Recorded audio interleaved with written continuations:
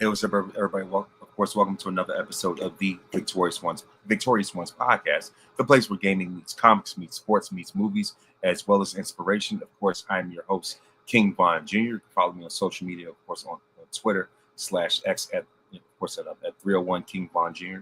You can follow the show's, of course, follow the show's Twitter page at Victory Pod One. I'm also on Instagram at Mr. King Von Jr.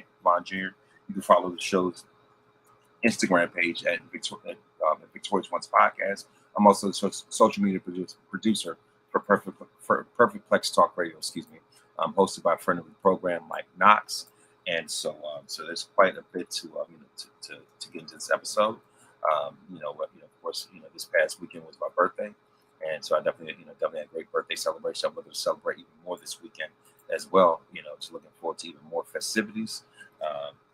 So as far as that's concerned, but yeah, like I'm gonna go into that. I'm gonna talk about Saturday night's main event. We're gonna talk about X-Men '97 episode 6. This Avengers Doomsday trailer. Which definitely, of course, like I said, this Avengers Doomsday trailer, of course, which definitely moved the needle and really set the world on fire right now. And so like I said, as far as that, and of course with Monday Night Raw.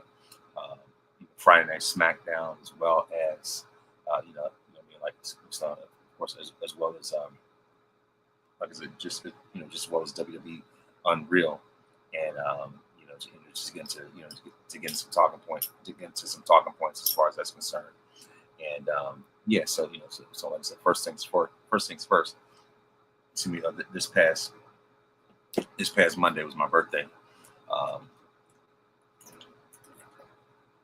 Sometimes feels a little different, to start to kick the week off for your birthday. But yeah, like I said, I look to get into more, festivities and things like that. This upcoming weekend. But of course, I definitely kept it very simple to the point. Sorry about that. Yeah, I had to transcribe on my phone. My fault. But yeah, like I said, as far as that, like I said, on Monday, celebrated. Went out to the Cheesecake Factory, and like I said, had a great time with that. And so as far as that, like I said, look forward to celebrating more. And as a matter of fact, this past Saturday, this past Saturday was of course Saturday night's main event. And so, that was great to see as far as it was really dedicated to New York, Madison Square Garden.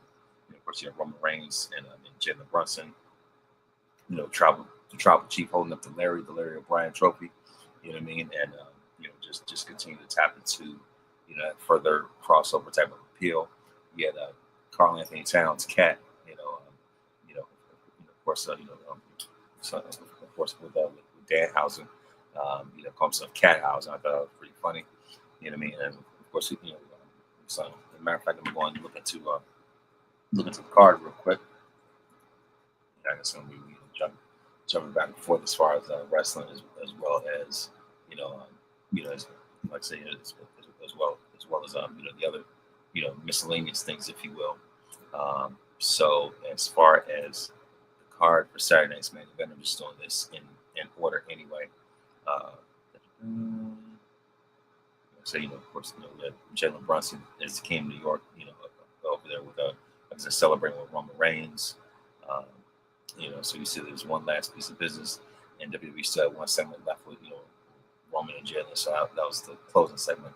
But like we saw that Cody Rhodes and CM Punk defeated Gunther and Sami Zayn, and we saw that there's quite a lot of Nick's homage, even with Punk's trunks. The blue and orange.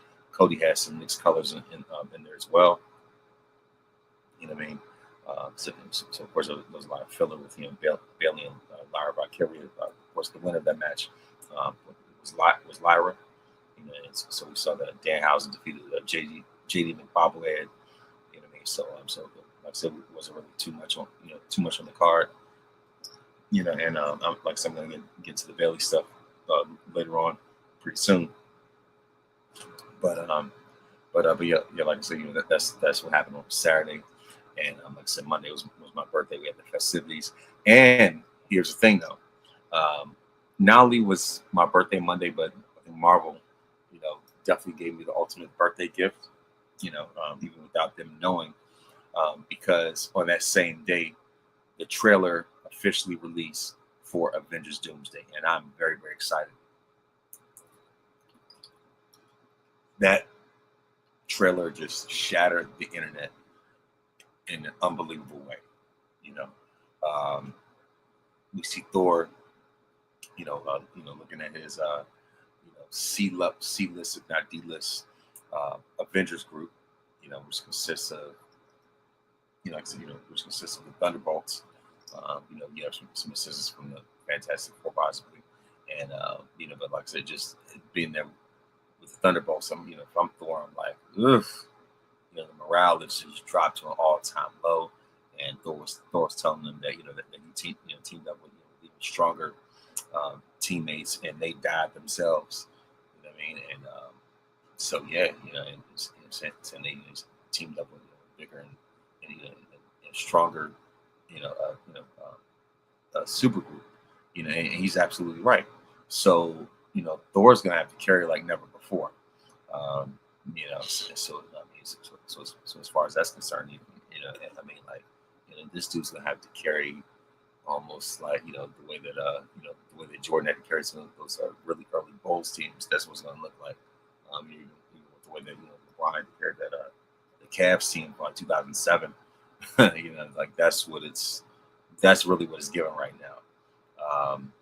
And not only that, but the big one, especially with of course with RDJ as Dr. Doom, with that really thick accent, and and of course that scene where we see Thor with Stormbreaker, he's getting ready to getting ready to go out attack Doom just like he did with Thanos in Infinity War, but Doom stops him with two fingers, like, get that out of here. Absolutely not. He shut that down. He stopped him with two fingers. He said, wait a minute. And so he clearly showed that what you tried to work with Thanos ain't gonna work over here. Absolutely not. Man, Dr. Doom in this movie, he's gonna end up winning the sweep.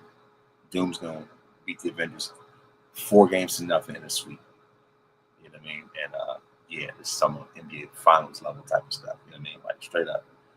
He's gonna be putting up some Jordan, Kobe, Shaq, Magic level of Finals numbers in this movie. Because the Avengers are gonna end up, or Revengers or whatever you want to call this, they're definitely gonna get humbled. If I'm Thor, I'm looking for a raccoon and a tree, because that would be better than what has been given to me in this trailer. Because if you think for 1 second that that they're really going to put a formidable fight up against someone who's a world beater like Dr. Doom, you can forget about it. This is the same Dr. Doom that ripped out Thanos' spine. I could just stop right there. And the thing that people don't realize, people that I think some people fail to realize, is that this Dr. Doom is far more powerful than what was in those early Fantastic Four movies. You really can't go by that. This one is just on a whole nother level, multiversal threat, all that stuff. And at the end of the trailer, Thor he's dumbfounded. He's surprised by what he sees, because he sees Steve Rogers, return, and this time Steve's growing his hair out. He's got a beard, much like what he had, just like we had in Infinity War. And Thor is like, I can't believe this. Can't be. So he has Stormbreaker in one hand, Mjolnir in the other. But but the main thing, they focus on Stormbreaker. I mean, not Stormbreaker, Mjolnir. They focus on that. And so he's like, was like, it can't be possible. So, so Thor puts a Mjolnir, and Mjolnir, is drawn to Steve, shows that he's still worthy. Like, oh, you still got it. You know what I mean? And but there's a lot of speculation about the way that about Steve and the way he looks. Like there are people who are thinking that's going to be the Hydra Captain Hydra version of Steve Rogers. They're thinking that's going to be like villain or whatever. You know what I mean? Like that's what it's looking like.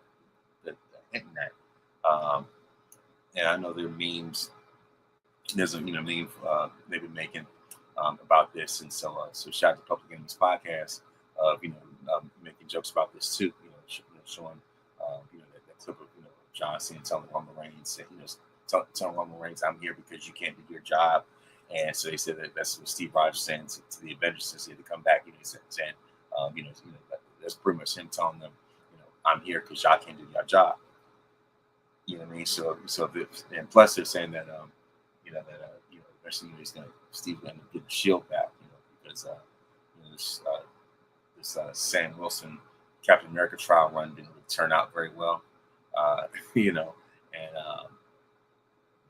like this, look like this is gonna be the turning point of that, and other people saying that when you look at this Avengers lineup, you look at as far as like Captain America's, the thing is, you have one that's ancient, which would be Steve.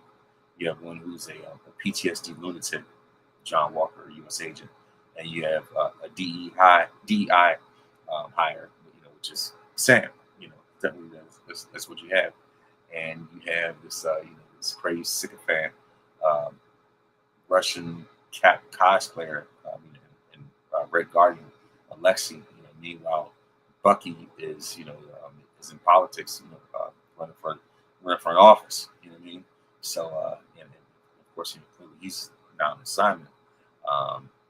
But that's really what you have, and so of course the movie it's about to be released the week before Christmas, and so everybody's jumping to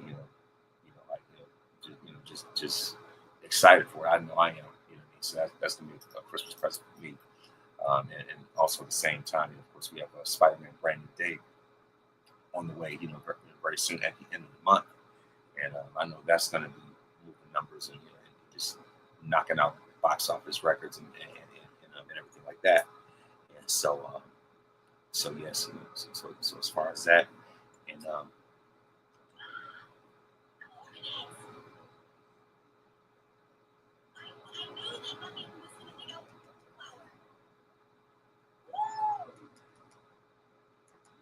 wow, yes, I'm watching one of the UnReal episodes right now, like literally as we speak. So I'm seeing so far I've caught up with episode 1, and now I am in episode 2. With the time I was going more to one more into just seeing this last run, right? And of course they went into a lot of details with that, but like I said, that's besides the point though. But like I said, when it comes to Avengers Doomsday, everybody's been of course everybody's been getting their the memes off, like the snowfall memes and everything like that. So Dr. Doom's gonna be throwing hands and feet. You know what I mean? And there are gonna be some casualties. Something's gonna give. And I'm just curious to see what's going to be. And not only that, but but of course they were showing seeing what Gambit versus Shang-Chi. They show of course Xavier, Magneto, Cyclops, Mystique. She transforms into Yelena, and there's a lot of people who are critical of Mystique's hair, but at least her outfit is comic accurate, very comic accurate. And I'm glad that Rebecca Romijn is back to play Mystique, because she was meant to play that character. Jennifer Lawrence, as good as she is, she's not on the same level as Rebecca Romijn when it comes to playing Mystique. That is her lane. That is her element, and nobody can play that part better than There's also, Ryan Coogler's leading the charge when it comes to casting for Storm. So that's another headline that that's been out lately. And so my top 3 picks for Storm, the top 3 are, of course, would be in no order though. I'm looking at DeWanda Wise, Jodie Turner-Smith, and Jamie Lawson, who's best known for, best known for her role in The Sinners. So that was the lady who played Perlene. For those that don't know, but like I said, those are my top 3 picks. When it comes to playing, when it comes to who I would pick to play Storm. So, either or, like I wouldn't be mad, right? And now when it comes to X-Men '97, episode 6 was Dark.exe. I was like, yeah, like it, like I said, that episode, I would say that this was definitely an upgrade from last week's episode. I felt like last week's episode, it was fun, but at the end of the day, ultimately it was a filler episode. It was much like last season's Jubilee episode, which was episode 4, which was dedicated to her, and Jubilee meaning her future self, right? And fun fact, the older version of Jubilee in the episode, was played by the lady who originally played Jubilee. So Jubilee's future self, the voice actress for the future Jubilee, was the same lady who played Jubilee in the original. So it's great to see her, reprise that role. But yeah, like I said, of course, like I said, last week's Wolverine episode was much like that, with filler. And so now we're back on course. So this time, this episode was about Polaris, and they feel like season 2 they've been sidelined quite a few of the primary X-Men, from last season. And so like I said, Polaris, this is definitely her episode, her element. Of course, she's no longer with X Factor, and now she's gone back to to the X Mansion and reunited, with the other students, and just really like tapping into who she really is, and just overcoming that the history between her and her dad. And side note, for those that don't know, Polaris' dad. Polaris is the daughter of Magneto, and so for her to navigate that relationship like that, as far as that's concerned, and to be able to coexist, with the other X-Men, like so as far as that, and of course there was a lot of Danger Room exhibitions in this episode, and of course of course eventually with him, of course with of course with that fight at Genosha, and of course going through that, and just like see how how she was just overpowering pretty much everybody at that point. And so to the point where they built their own new headquarters, X-Men headquarters or whatever. And I'll just say that there was a huge Easter egg, post-credit scene rather, that was a game changer for this episode. And it was definitely my certain prediction that I made about last season came true in this one. You know what I mean? And I was like, wow. I knew I was right. But yeah, this was definitely a great week. Let's just play it this way. It was a great week to be a Gambit fan. I'll just go ahead and put it out there like that. But I'm going to go and say it. Gambit, is now the Horseman of Death. You know what I mean? So, of course, for those that haven't seen it yet, I'm just saying, spoiler alert, you might want to turn away. But yeah, like I said, of course, Cat's out of the bag, Apocalypse, revive Gambit, and as the Horseman of Death, as I predicted anyway. But yeah, like I said, as far as that's concerned, I am ready to see what you know what I mean. Like I said, I'm ready to see what lies ahead. For the rest of the season, and like I said, and just all these different storylines, all these different elements, and and of course Bishop, like I said, shout out to him. For him, his danger room was the streets, and so I was like, yeah, great to see Bishop on the main primary X-Men squad. Meanwhile, Cable is the leader of X-Force. So you have two time travelers that are part of these squads anyway. But yes, of course, like I said, as far as like I said, when it comes to episode 6, it's definitely, I say it's an upgrade, uptick from last week. Not saying last week was bad, but at the same time, I'm just saying, like I said, as far as that, it's definitely, it was definitely a spark. I'll just say it like that.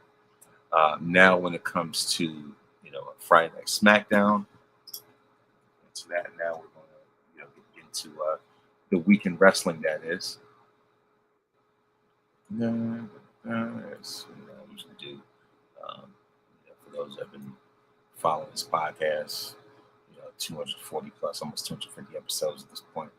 My gosh, what I mean? Like, it's definitely time for me to start, tapping more into, getting more guests and, expanding things, like I never have before. Just a little disclaimer, a little side note. But see, and not only that, but of course, Friday Night SmackDown, we get to see that the Nick Aldis is getting ready to,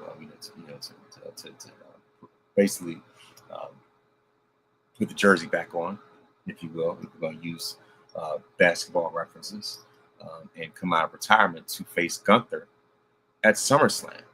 So now it has been confirmed. So of course, after a quick video recap, Gunther came out to start the show. He was angry. He immediately addressed attacking Nick Aldis last week and blamed the industry since it comes to SmackDown as the reason why. And he also complained about having a team up with Sami Zayn, before Adam Pearce came out and told me he heard enough, informed him he and Zayn one tomorrow to get to WWE title about at SummerSlam. So unfortunately, Gunther and Sami lost, and so of course we all know why. Shots at Nick Aldis, for costing that match. So now it's been confirmed, it's official. That's going to be Gunther versus Nick Aldis at SummerSlam, and so of course we have Finn Balor versus Tama Tonga. Finn Balor, and like I said, I'm ready for that Aldis and Gunther match. That's one of the ones I'm definitely looking forward to the most, and that says a whole lot considering the card that's about to be lined up, for SummerSlam. Of course, with Reigns versus Rollins, what I mean, and so it's of course we're gonna have Punk versus Cody, Oba versus Brock, Bailey versus Lyra, I believe, and so as far as that, it's definitely heating up for sure. Like I said, Finn Balor versus defeated Tama Tonga, ain't saying much. We have Tiffany Stratton versus JC Jane.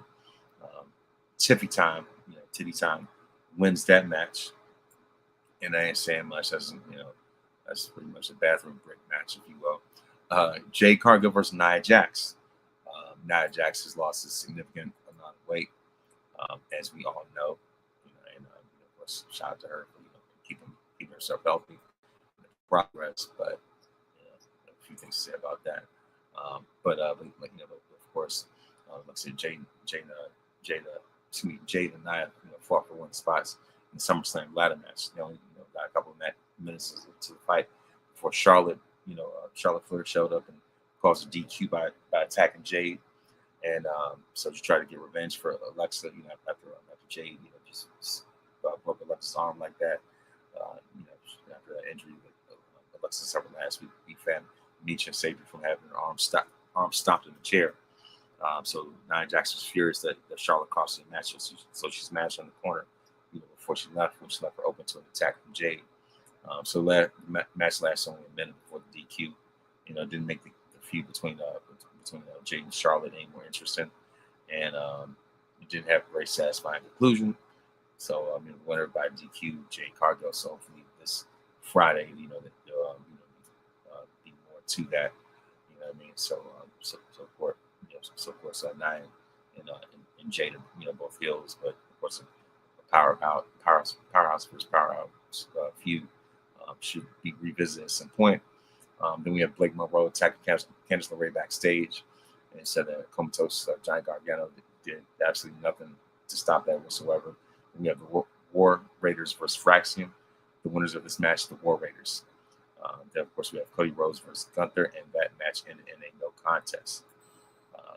So there's nothing really to add from SmackDown. Really added nothing so far. So, but of course, when it comes to Monday Night Raw, I'm going to go into that right now. So as far as Monday Night Raw, of course this is after, like I said, post main event. Of course, we saw that Braun Breaker and Austin Theory defeated Javon Evans and Dragon Lee by way of pinfall after Breaker hit Lee the spear, which was perceived by Maxine Debris interfering in the match to help Theory.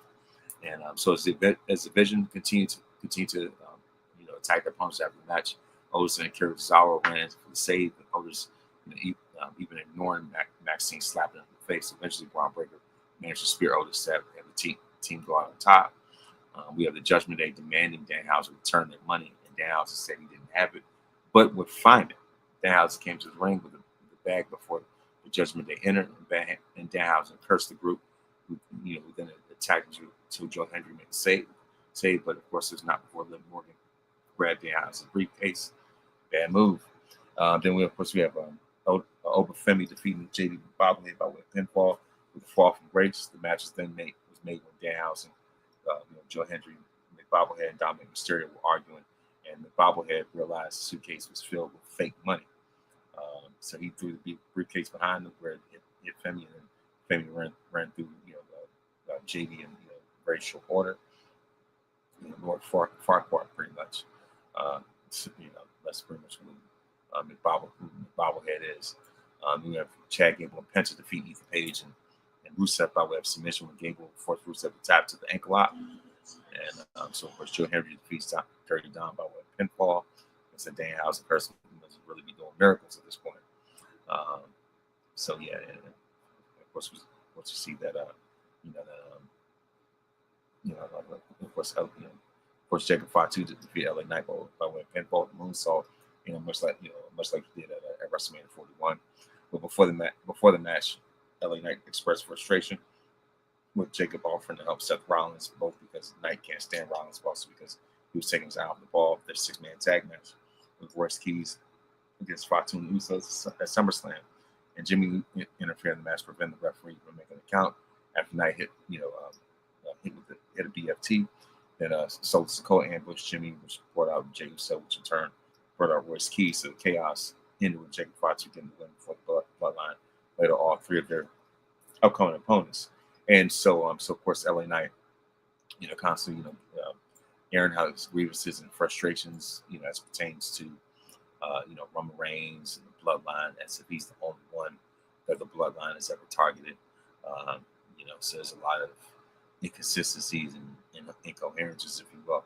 Like I said, LA Knight definitely has the gift of gab. He's very skilled on the mic, but it's just that oftentimes his material does not really land the way that it's supposed to, the way that it needs to. As I mentioned last night, as I always bring them up on Turnbuckle Talk, and so when the topic of LA Knight came up, it's just that, like I said, the thing is, nobody's denying what type of talent he has, how good he's on the mic. But the thing about it is that, it all often feels like he's talking in circles, right? And it's almost like a comedian from like the 70s and 80s or something, who tries to use those same jokes or references from back then into 2026, hoping it will stick. For certain people it will, but there's a large number of people. There's another side of the audience where it would just go over their head. You know what I mean? So certain punchlines, references, and things like that. A lot of people wouldn't get it. Would just fly over their heads like a 747. And there are times where LA Knight, just airing out movies about Roman and seeing all these different type of things, and it's just like it's not quite connecting the way that it really can. You know what I mean? So I think that's been one of the dilemmas when it comes to somebody like that. And I get it. I guess they want to make him the underdog, the one man army type of thing, but it's not really, the way that you would think it is, because everybody can't do the Stone Cold approach. Stone Cold was one of one. Him versus the establishment, things like that, and was believable. Whereas with this, what I mean? Like, LA Knight's been a Money in the Bank winner and a U.S. champion, but outside that, there's nothing else that really is convincing me that he's on that respectable tier with someone like Roman Reigns. And it's not a hot take, not any shade or anything like that, but that's just my analysis of it, if you will. And another thing, to talk about as well, would be the topic of Bayley, right? And so, someone like Bayley, I know there are a number of people who believe that she has been underrated, underutilized, not properly respected, and things like that. Now, I will say, that I wish that that some of her ideas didn't get stomped out the way they did backstage. You know what I mean? So I'm pretty sure there are frustrations for her with that. As far as far as that's concerned, and rightfully so. And so like I said, certainly there are certain frustrations with creative backstage, and I don't blame her. Like I said, rightfully so. So her ideas do need to be respected. Of course, certainly, certainly when it came to, her having, having a WrestleMania tag team moment and everything like that, especially when it came to, the way that, that she had the carpet pulled out from under her at last year's WrestleMania in favor of Becky Lynch. You know what I mean? And so, I know that she was definitely looking forward to having them on with Lyra. Eventually, of course, this year, her and Lyra did team up, and multi-women tag match with Paige and Brie and Bella ended up winning, which they didn't need to. I would have either had Bayley and Lyra win the titles, or keep them on Lash and Nia. Lash Legends, been off TV for quite some time. I mean, she, the backstage segments, but as far as having actual matches, she's been kind of off TV for a minute. I'm like, come on now, bring her back. But yeah, of course, congrats to her and Trick, but still, and right now I'm watching this, Cena, this UnReal, and I'm talking about Cena's last match at this point, and I was there. But yes, I'm gonna get to that in a minute. But yeah, like I said, as far as the Bayley thing, I'm just talking surface, but like I said, actually the Bayley thing is that there are some times where Bayley's they kind of pulling the carpet out from under her, but at the same time, I wouldn't go too deep. And of course, there are rumors about her allegedly leaving, but those are completely false. So now, with that being said, I would not completely say that Bayley is completely underrated and underutilized and all this other type of stuff. Now, I wish that they would have her do more from a veteran standpoint when it comes to elevating other talent. Even though she's been doing that with Lyra as a tag team, the storyline, and she did that with Soul Rupert the night of Cena's last match. So she's done those. She's done quite a few of those things. But I'm not on I'm not one of those types that's going to make it have it seem like have it seem like she's like a much lesser horsewoman and everything like that. The thing with Bailey is that she's never carried herself like the other three horsewomen, right? You know what I mean? Like, but at the same time, she's highly decorated, right? Um, Bailey has a career that a lot of women wish and dream that they could have, right? Bailey, is a Grand Slam winner, Triple Crown winner, one of NXT's greatest, female superstars, all those things, right? Um, and I know there's been talks about, people said that, that WWE was reluctant on pulling the trigger, with Bailey during the pandemic, regardless of whether they were, if people were reluctant or not. At least they still pulled the trigger, and Bailey was able to have her time to shine.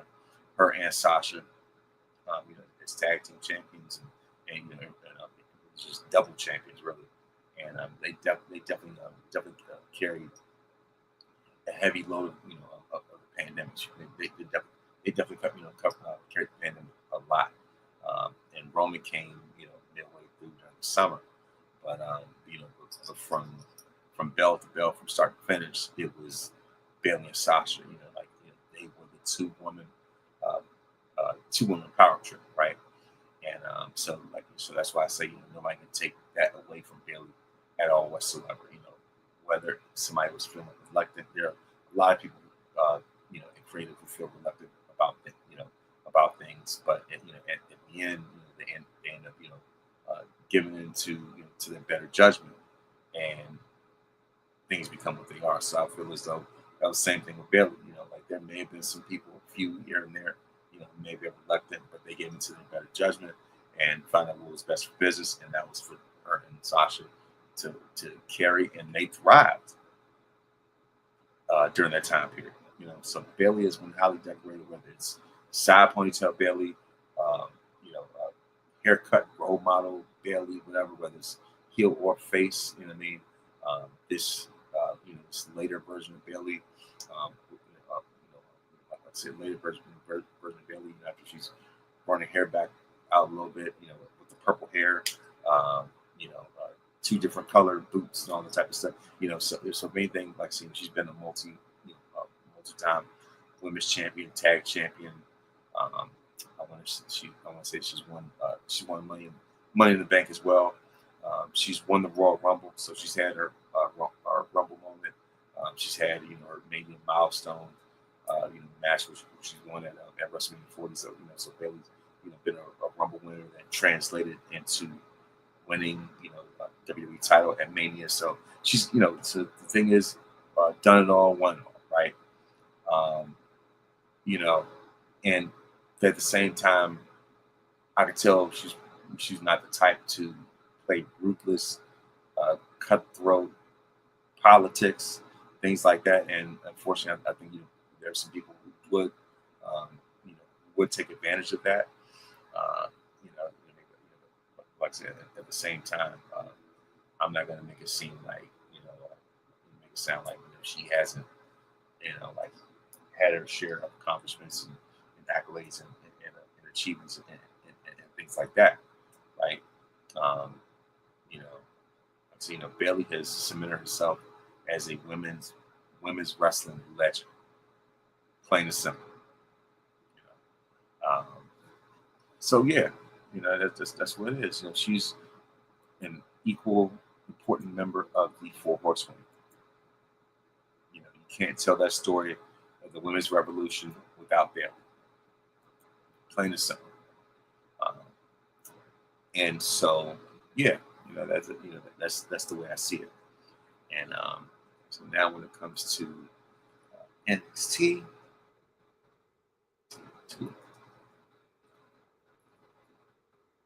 and after I go through the results, I'm going to go, I'm going to share some of my thoughts about about this WWE UnReal. And this Unreal thing is definitely something else. And in more ways than one. Yeah, seriously. I'm not spilling too much tea. But I'm just saying, like I said, I give people fair warning. When it comes to when it comes to some of these reviews and everything like that. Um, thank you very much to everyone who's been giving me birthday wishes and shout outs. I really appreciate that. Um, it feels amazing to be celebrated and to be appreciated. Absolutely, absolutely love it. Uh, but yeah, just looking through my feed right now. But anyway, like I said, of course, with that being said, when it comes to, of course, when it comes to NXT, good results, and so Dark State versus Saquon Sugars, Noam Dar, and Romeo Moreno. The winners of this match, Dark State, Kendall Gray and Logan Weiss facing off. Um, and so I said, of course, I can't wait for that match. Um, and so I was like, and of course with with Kendall Gray's, of course, the last line she cut, that she cut in that promo. I was like, oh yeah, I guess she's gonna end up beating Logan in that match. And the underground, fight or whatever, underground fight that they're about to have. I'm like, man. So I'm definitely looking forward to that. We have Keanu Carver versus Hank Walker. The winner of this match, Keanu Carver. And we have Jada Parker versus Natty. And the winner of this match is none other than Jada Parker. We have Shawn Spears versus Nico Vance. And Shawn Spears won by DQ. Raina Vulcan, formerly known as Nikki Blackheart. Her stock has definitely been on the rise. And the winner of this match is Raina Vulcan.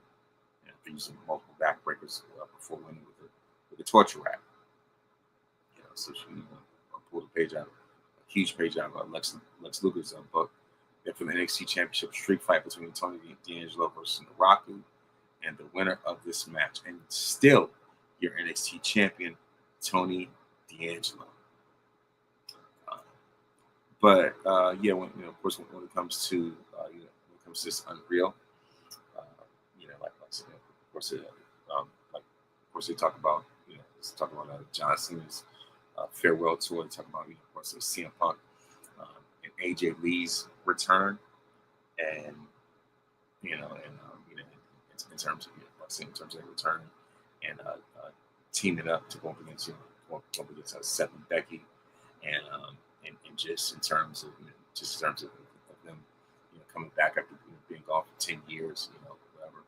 And so yeah, it's just like I know that there are a lot of mixed reviews about that, and so there are quite a few people, quite a number of people that look at them like if you were really that serious, then you would come back sooner, and look at it as if they're pretty much in it for themselves, and especially AJ was talking about advocating for women, but it's just like at the same time, it's just like where these these bigger paydays and checks and these women should be getting more. And of course, even though AJ, definitely paved the way, before the women's revolution, at the same time, there was still people that were hoping and wanting to see more, matchups, with AJ and in the current roster and everything like that. And we were just pretty much shortchanged outside of having the Becky feud as well as the match with Bayley. It's just like at the same time, it's just like when it comes to AJ's, it's AJ was the best of one of the worst divisions, and she left right at the dawn of this women's revolution, so she never really faced the best of the best. But yes, she's coming back, and some of these horsewomen are on the other end of their run or whatever. And like, it's just like, come on now, like, why didn't you, come back, while everything was at the top of the game and whatnot. So, um, so if anything, I think more so just just a comeback run, just a feel good type of thing. And yeah, like I said, it really, at the end of the day, I feel as though that this AJ comeback was very underwhelming. The fact that Nikki Bella had more matches than AJ Lee, like what are we talking about? And AJ was the main one who was coming after the Bellas and throwing shade at them and the rest of that Divas locker room and everything like that. But fast forward, like I saw Nikki being way more active, within with this 2025 run than AJ Lee was. So it comes off as hypocrisy. You know what I mean? And so I feel as though that some fans will shortchange of this, myself included. So that's why I couldn't wait for AJ to I couldn't wait for AJ to drop the belt to Becky and Mania. And I was glad that both her and Punk dropped those titles at WrestleMania weekend. And I mean, like, say what you want about Roman Reigns, but at the end of the day, Roman's definitely far more of a needle mover. I mean, the facts should speak for themselves. But yeah, like but of course, at the same time, like of course, it was a lot about Punk and AJ's return. Of course, a tribute to their dog Larry and all that stuff. And of course, when it comes to, I was talking about Braun Breaker and him teaming up with the Vision, and I feel as though he's pretty much been stifled at this point. Of course, like when you look at a faction like the Vision, which was meant to be the vehicle to accelerate him. Unfortunately, that group has been snake bitten by injuries. You know what I mean? And so as far as that, it's just like, of course, they could pull the trigger with that match between him and Punk, but never happened. He ended up falling short. I think the best one for Braun Breaker in the main roster was when he was the IC champion, and he's had his frustrations when it comes to his place on the card. And as far as that, it was just like at the same time they're looking at it as if there's only so many spots to fill. So coming out the gate, it looked as if it was going to be him and Oba as the ones that would be the co-main event level, big stars coming out of the NXT or whatever. At this point, it's more so Oba and Trick. They're at that level. So if anything, they have cleared Braun Breaker at this point. So he's pretty much second fiddle when it comes to the Division. This version of the Division, if you will. There's a team of Austin Theory. All the times feeling like an afterthought. So of course, you had that spear on Roman Reigns, to give himself, more of a push and exposure. But it's just like it's been, been cooled off like it was like it had, like a fire being put out by a fire extinguisher. And so so it's just like Braun Breaker's pretty much been cooled off. And so if anything, Trick and Oba are what what Oba and Braun could have been. You know what I mean? So he's just like feel like a distant third behind those two. Man, and also, like I said, as far as Cena's final run, they go a lot into that. I would say that was the main selling point of this season, right? And so I like how, like Cena, first and foremost, Cena talked about how, as a heel, he made sure that it was his job to make wrestling boring and just purposely, pretty much take a nosedive as far as how bad the matches were going to be, and you just make it as boring as possible and just stink up the place, when it came to those matches. And he definitely did his job, and eventually got to a point where clearly he saw that it was backfiring, and it was time to turn back face. And it was a great match, with him and Cody at SummerSlam. That was amazing, and definitely, made up for WrestleMania 41. It was a complete 180 of that match. Well deserved too. Only for of course, only for Cena to have that match with Brock Lesnar.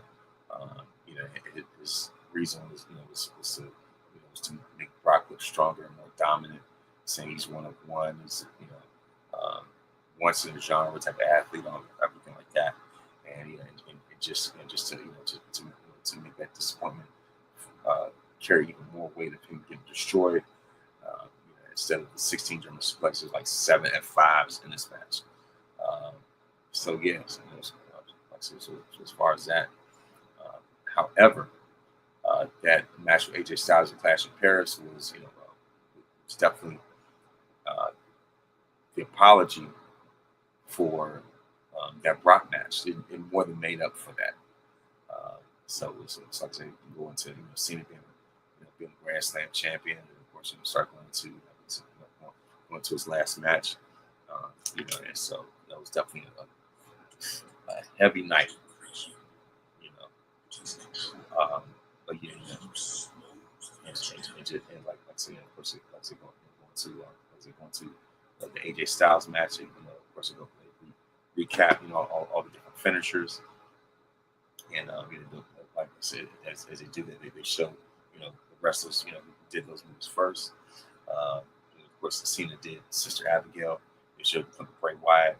They showed the Skull Crusher finale, from The Miz. AJ doing sweet chin music like Shawn Michaels. Cena doing Randy Orton's RKO. Taker's Tombstone. So as far as that, of course, the 619. And eventually, eventually hitting his own finisher, the attitude adjustment.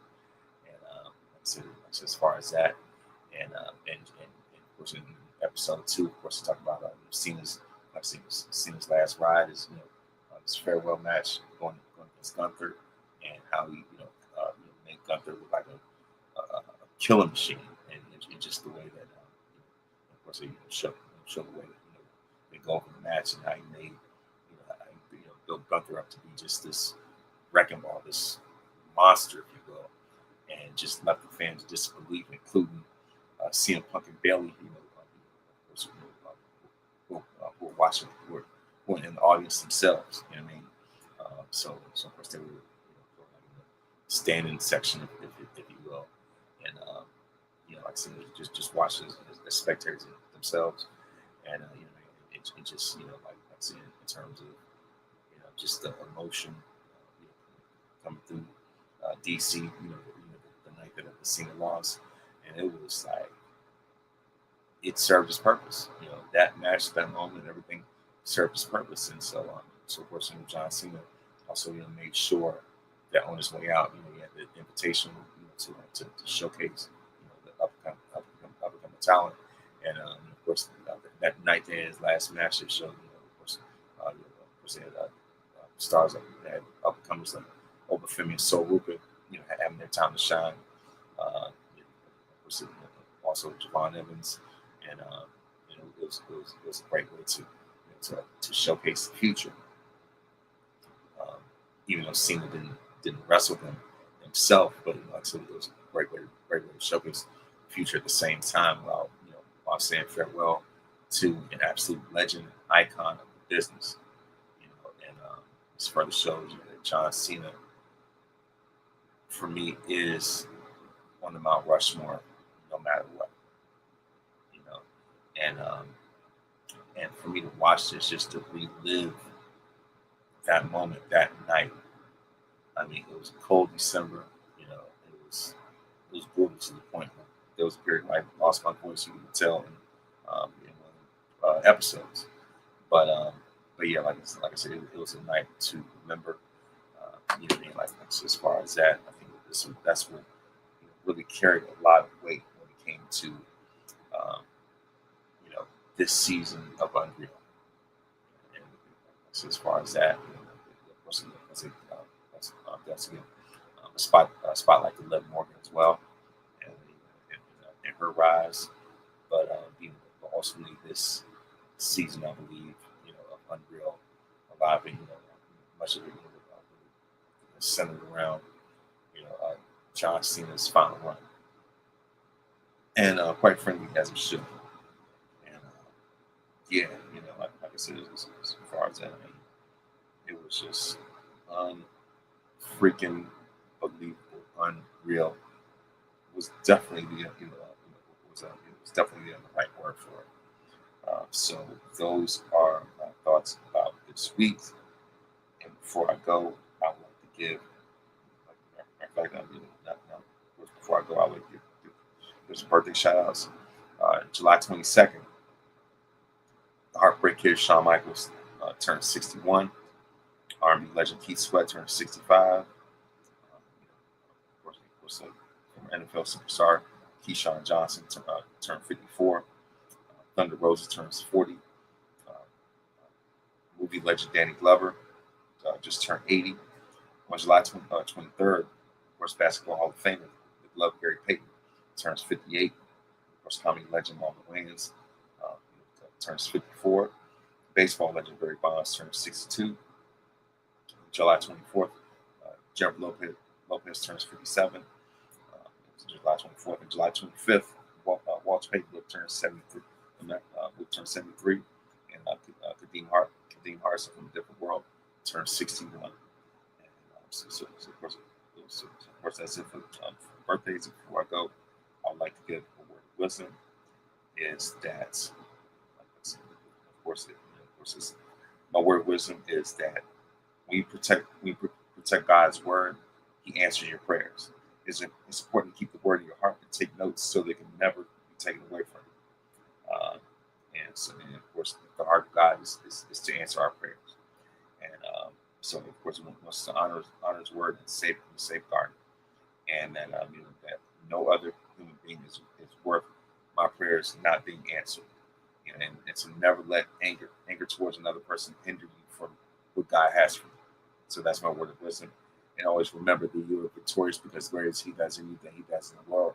We put God in first place. You don't have to worry about being in last place. Please make sure to listen to this podcast on iTunes, Spotify, or rather Apple Podcasts, whatever. Spotify, Google Podcasts, wherever it says you download podcasts. I'm also on YouTube, youtube.com /at Von Rest Virginia. Please make sure to like, subscribe for more great content. Thank you very much for watching. Thank you very much for listening. And may this day be the absolute very best day of your life.